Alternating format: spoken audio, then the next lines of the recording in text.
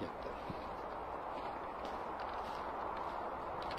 Армысың қазақ елі, бүгін 24 қаңтар күні 2022 жылы біз мына орбита ықшам ауданның паркінің қасында тұрмын мен.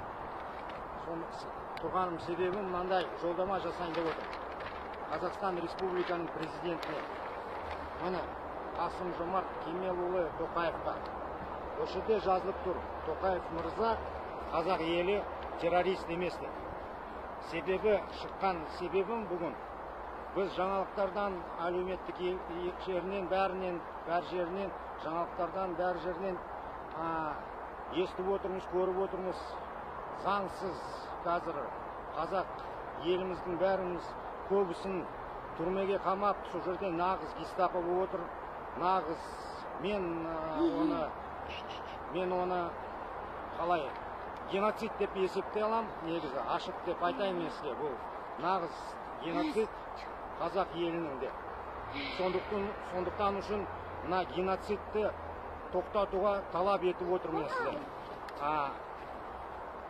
Тоқаев мырза, бұны мен сізге айтатыным, бұл Құдай біледі, бұл брат.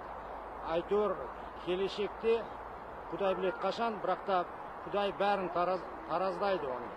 Оны бәрі шындық шығады, қалай болды, анау не болды.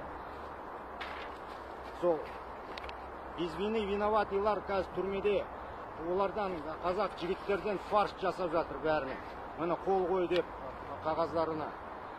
Сондықтан үшін ар қазағым жалғызым деп мен ондай жаңалықтарды естіген кезде мен жылағым келіп жүр. Сондықтан үшін мен сізден мына нағыз геноцидті тоқтауға, қазақ елдің геноцидін тоқтауға талап етіп отырмын. Мен Қазақ Республиканың азаматының ретінде, менің атым Асхат Берсалимов. Сондықтан үшін ағайындар сау саламат болыңдар.